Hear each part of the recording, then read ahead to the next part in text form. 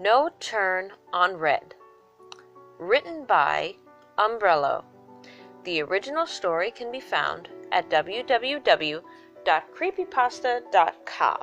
It can also be found in the Creepypasta app, which is available through the Google Play Store. The original story is linked in the description below. Enjoy! It was well past midnight as I drove home from my new job. The pay wasn't so good, and it was far from home, but I really had no choice considering I was behind on rent. Exhausted from working a long first day, I just wanted to get home and sleep. I thought I knew the way back, but I had arrived during daylight hours, and when it was easier to manage my new surroundings. Street lights were scarce, which I hadn't noticed in the afternoon.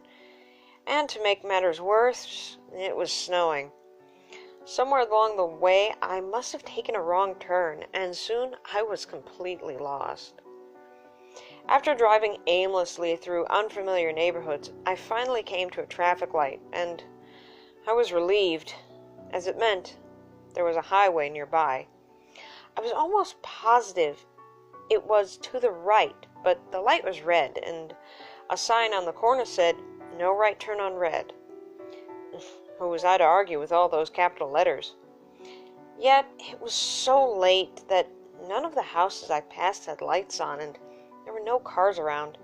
Surely it was okay to make a right turn. "Screw it," I said, as I stepped on the gas. Halfway through the turn, though, something darted out into the intersection. A loud, dull thud echoed through my car, and I slammed on the brakes. First, I didn't react. I just shut off the engine and sat there, hoping it was an animal. Once the initial shock wore off, my hope turned to assumption. I exited the car with my fingers crossed and breath held as I rounded the front of the vehicle and saw the legs of a child. My heart sank into my stomach, and I fell to my knees, sick and ashamed. I stood up, but not straight, and walked closer to the child. It was a girl, possibly only about 8 years old. She had a little blue backpack and what must have been a sleeping bag that she was holding that was now laying unraveled just a few feet away. She lay face down, her blonde hair covered in dark red blood.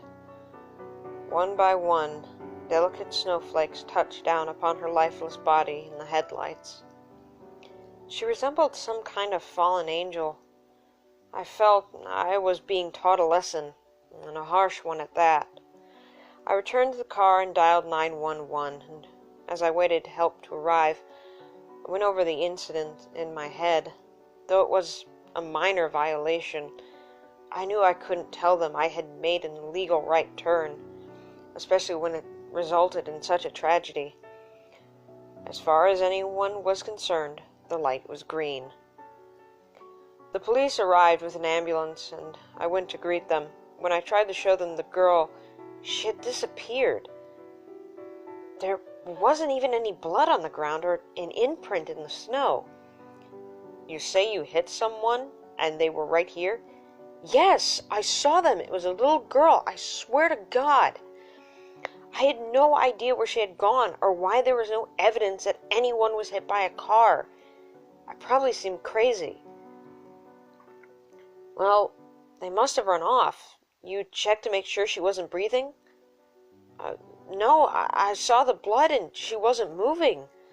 I was in shock," I replied, feeling like a complete idiot. Of course I should have checked, but I was too busy figuring out how to cover my own ass. To say it was embarrassing wouldn't do it justice. "You were going pretty slow. Chances are she was just stunned. We'll search the area. She couldn't have gotten far. Just sit tight, and we'll find her." I sat in silence while they scoured the area for the little girl. Somehow I knew they wouldn't find her, as there was no footprints. My eyelids were getting heavy, and I kept seeing flashes of the girl's body whenever I would drift off for a moment, With each vision, her face gradually turned towards me, her eyes full of sorrow and anger. Just as I was falling asleep, there was a knock on my car window.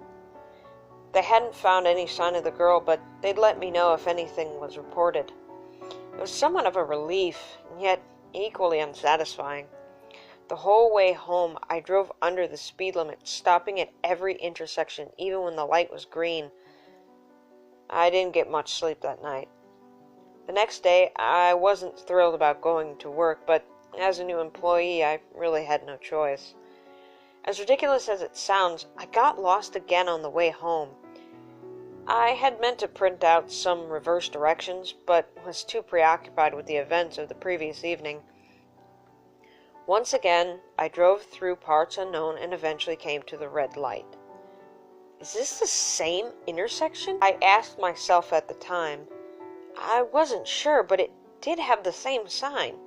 No right turn on red. I was correct about the highway being to the right, so I knew I was going to have to make the turn.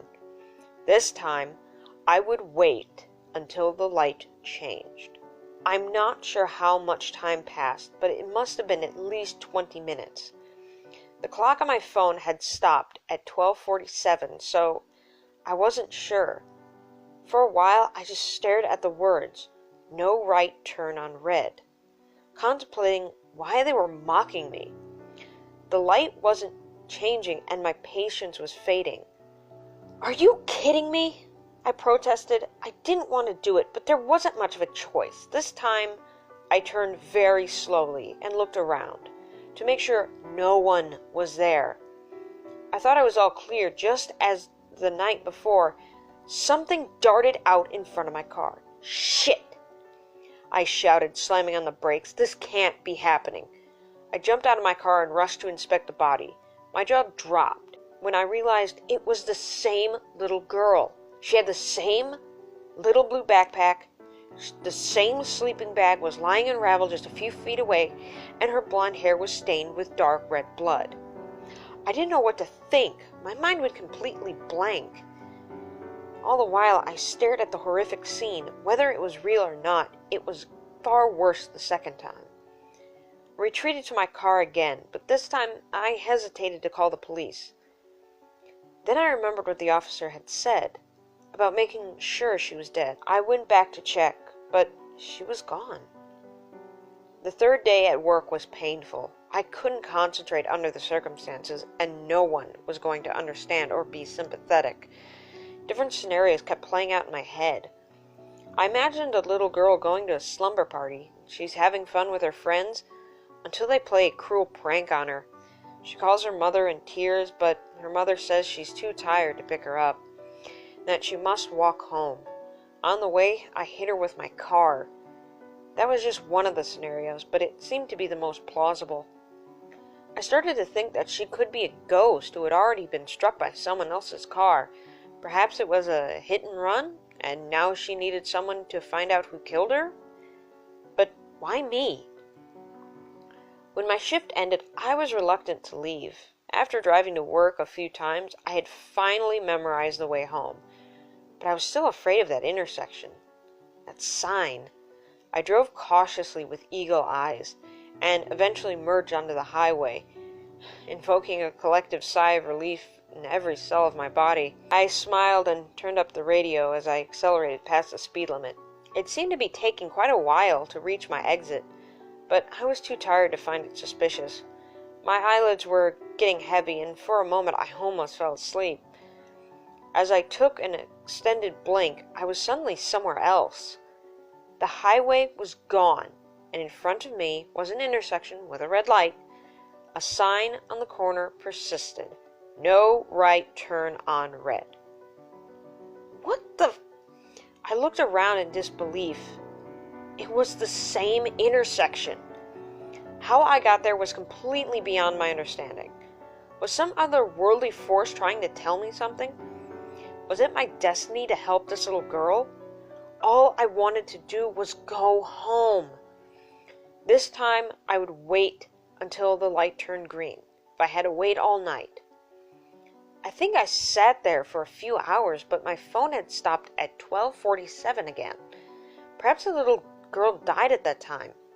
The light was still red, and I knew it was never going to change. Something was reaching out to me for help, but I didn't care. All I wanted to do was go home. I shouted at the traffic light, "Just change already, asshole!" as if it would be intimidated. As I was becoming more irate and delusional, the thought of killing the little girl a third time became almost desirable, but then I remembered how it felt each time. I knew she couldn't be real, but the experience was just as real as anything. I shook the notion and put my hands firmly on the wheel. I couldn't sit here forever, so there was only one thing to do. "Screw it," I said, and I made a left.